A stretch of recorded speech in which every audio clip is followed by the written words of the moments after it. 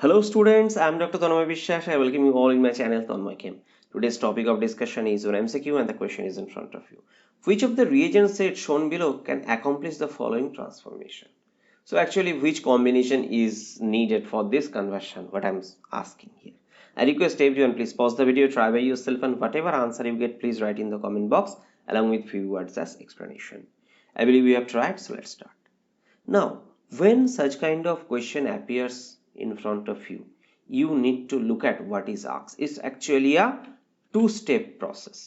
So for that process, you need to understand nature of reagent versus nature of transformation. If I say nature of transformation, this bromo is converted to OH. Okay, and by the way, if you look at nature of reagent, it is a secondary alkyl halide. We know that secondary alkyl halide can undergo SN1, can undergo SN2, or mix of those. Actually mixed kinetics also observe. Point number one. And it is not good for anyone. Means neither SN1 is very good nor SN2 is very good. So remember these factors. So nucleophilic substitution is overall not good on secondary substrate. Second, two-step conversion. Now if you look at, let's go to option by option. So option number 1, H3O plus. So bromoalkane H3O plus, it's actually no reaction. Okay, so it's a wrong option. Let's go to option number C. Again look at HBr ether. Again it is a acid, so it will also result no reaction. So these are student dummy options. So in such kind of question, please look at this and eliminate them. It is called process of elimination. Why I am saying this at the beginning? Because they are very time consuming and we do not have that much time. So here you can understand, okay, in this way if you eliminate, now what is remaining in your hand? Actually two options remaining, student, option B versus D. If you look at option A, B, NaOH, fine. Option D, NaNO2, both are base. So both, what it will do, it can result in both nucleophilic substitution or elimination. Now first of all, if I say nucleophilic substitution, then one step you can convert, but is that asked in the question? What about the second step? It is a valueless. So no, that's not possible. So from your common sense you can conclude, sir, option B will be the right answer. But I shall explain what is happening. So in step A, by the way, one thing you also can say, sir, sodium hydroxide can result in elimination also. Let's accept that, okay, it results in elimination to produce this alkene. Now after that, if you use BH3THF, means hydroboration, then hydrogen peroxide and sodium hydroxide, so this is oxidation. So hydroboration oxidation will result not 2 propanol, it will result 1 propanol.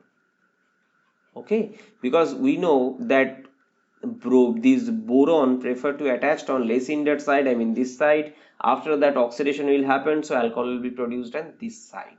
So it will result a primary alcohol, not this secondary alcohol. So if you think in that way also, still it is wrong. Let's go to the mechanism of the fourth step. So sodium amide is actually, remember student, it is a very strong base. Now you can say, sir, can't it act as nucleophile? Chances is very less. It is a very strong base, it will elimination. Now so what it will result, it will abstract this proton. So amide, it's a very strong base, it will abstract this proton, it will come, it will leave. So what it will produce, it will produce this alkene or propene. Now next step, it's a mercuric acetate and then NaBH4, two step. So first step, what happens? First step is called oxymercuration. So this mercury 2 plus actually gets attached to this. And one thing remember, in this way, this position gets slight extra charge.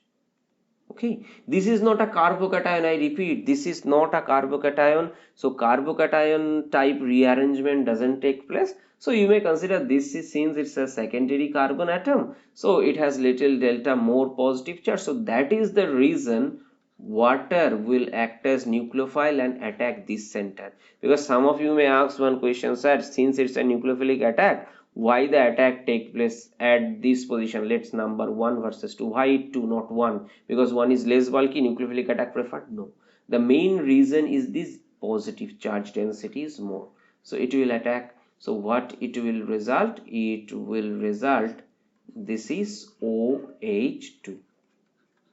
Neutral molecule water attack with lone pair. So after nucleophilic attack, what it will do? It will get a formal positive charge on oxygen. And what about the mercury? So this mercury has this, here it's a +1 oxidation state because this bond pair comes to mercury. So okay, fine. Now next part is it will release this proton. So what it will do? So this side OH, this side still Hg attached. Now how to remove this Hg? For that purpose sodium borohydride use. Means it is the second step.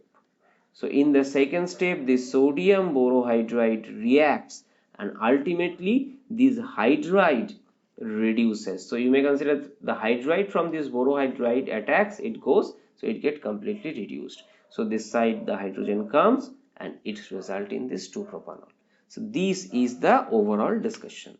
Now if you get this question in the exam hall, how can you come to the right answer? Actually we understand that this is the right answer. How can you come to the right answer in less than 30 seconds? For that purpose student, I suggest quick understanding. Bromoalkane, what about the acid? Wrong option. Process of elimination. Sodium hydroxide, but hydroboration, not these alcohol possible. So only these option left is the right answer. So this is the easiest or least time consuming pathway. And further, if you want to do cross check whether it is really correct or not, for that purpose, okay, strong base, then oxymercuration, demercuration. Remember, oxymercuration, demercuration follows the Markov-Nikov's rule. Although not carbocation produced, but this addition follows Markov-Nikov's rule and it is actually a hydration.